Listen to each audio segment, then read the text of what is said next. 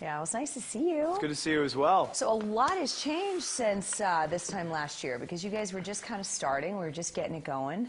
Yeah, we didn't know if we were going to have jobs the next day. Exactly. And here you are. Still, for a little bit, I think. How's it going? Kind of bring us up to speed on what's going on this season.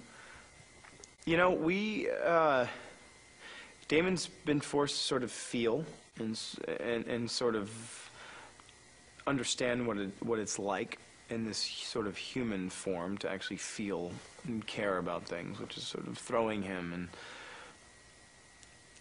Stefan and Elena, you know, I think Stefan and Damon have had to sort of bind together to protect what they love. I think at the end of the day, he loves his brother, but there's this very strange wrench in between them, which is these two women, Catherine and Elena, whom they both love, hands down. I mean, it's a very odd situation. And I think they're sort of forced to set their differences aside and figure out that they have to bind together to protect what they love. And that adds a very interesting dynamic.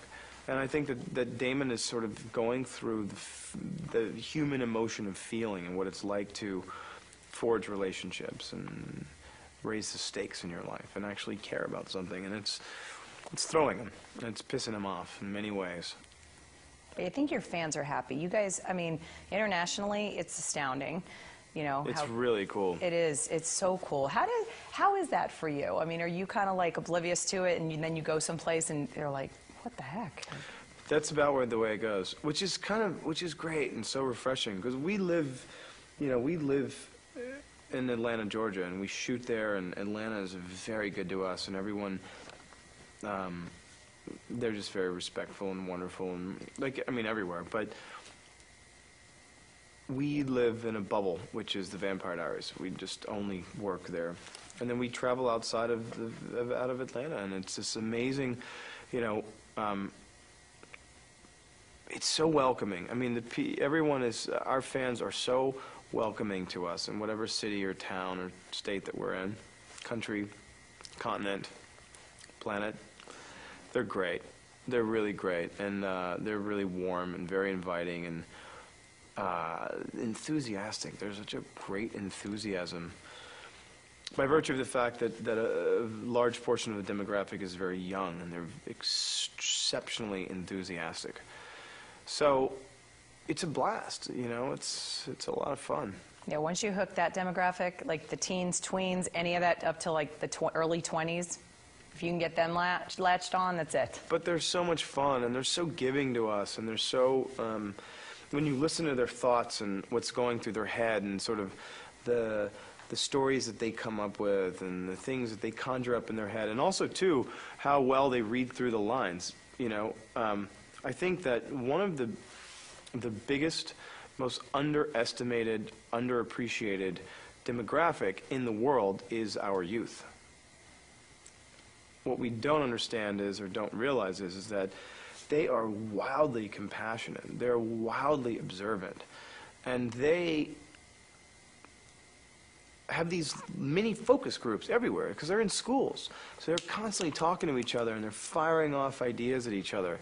So they're very, very, very ingenuitive and very sort of caring in what they think about these storylines, and they become very invested in these characters and what their journeys are, what their plights are. And it's a lot of fun to be a part of that. It's a lot of fun to talk to a 13-year-old who just goes, and then Damon did this, and they just have all these things that are going on in their head, and you just think to yourself, whoa, man, you know more about the show than me.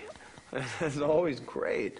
It's awesome. Do you reach out to your fans' Twitter? I know Nina does a lot. She has like 4,000 Twitter fan, whatever you call it. No, I think she has 400,000. Oh, 400? Oh, 400,000. 400,000. Okay, that's even crazier. So, do you do that? Do you reach out to them? You do? I do. A great part. I mean, honestly, I say this. I honestly know I have the best, most loyal fans on the planet. They mobilize, and especially in the sort of the realm of the Twitterverse, they mobilize in such a way. They are so powerful, and they are so vocal, and they are so passionate about things, whether it's not just, maybe it's not just about the art of making television or film. Environmental aspects, humanitarian aspects, animal rights aspects. I mean, they are so on it that it is phenomenal. It's humbling to me. It's humbling. There is a force field of 500,000 people that are on this Twitter thing, and it grows exponentially every hour. And it blows my mind. It blows my mind. And sometimes at night when I get home from work, I'm really tired, and I'm sitting having a glass of wine, and I'm about to go to bed. You know, I could just say, "Good night, world." And I'm literally talking to a couple million people.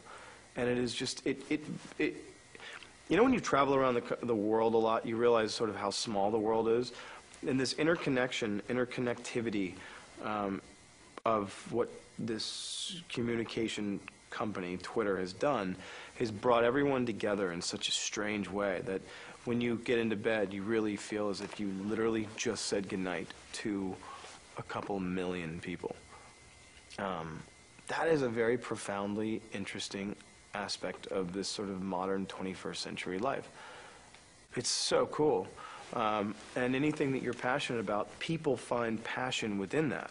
And it may spark an idea in them.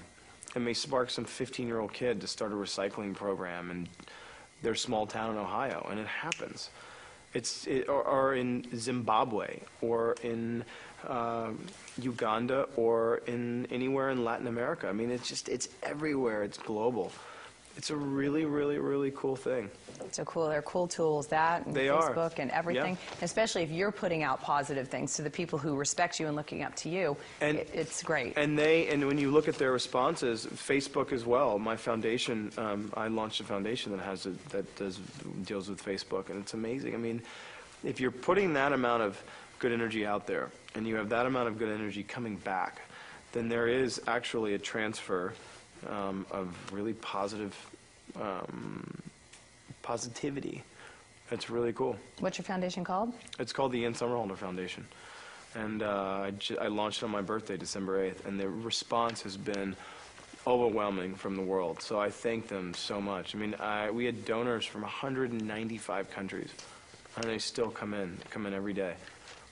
Pretty powerful. Amazing. Yeah, good. it's awesome. Well, I'm glad you're doing good with your fame, your notoriety, everything that comes along with this. It's Thank great. you. It's awesome. It's really great. Thank you. Yeah. Thank you. Yeah. Congratulations It's to you a guys. pleasure. Thanks so much.